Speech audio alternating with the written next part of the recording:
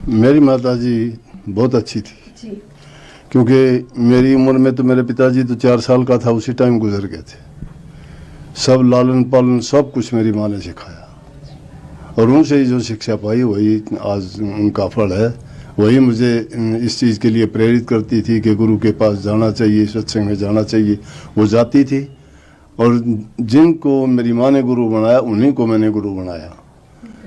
तो वो शिक्षा मैंने मेरी माँ से ही पाई। माँ का तो बदला कभी कोई चुका नहीं सकता। मेरा बचपन बहुत अच्छा था। शुरू से ही मैं मेहनती था, खेत में काम करता था, घर के भी काम करता था।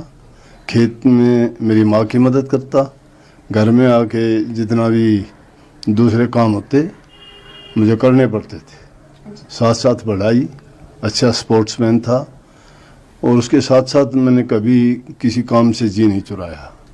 शुरू से मेरी आदत थी दूसरे के हित की बात करना, प्रेम से सबको इज्जत और सम्मान देना, और उसी का प्रतिफल है कि मुझे लोग प्यार करते हैं और सम्मान देते हैं, क्योंकि जो इंसान किसी को जैसा देता है वैसा पाता भी है। तो मैंने ये बात अपने परिवार से, मेरी माँ से ही सीखी सारी बातें। जब उन्होंने मुझे अच्छा रास्ता दिया तो उसी के कारण ऐसा हुआ। बाकी मेरे 2 बच्चे हैं, मेरी शादी हुई, पत्नी है, वो सब के सब बाहर रहते हैं, कनाडा में रहते हैं, अपना काम करते हैं, पढ़ते हैं, अच्छे सत्संगी हैं। रोज़ाना उनके घर भी सत्संग वो करते हैं, छोटे बच्चे भी करते हैं।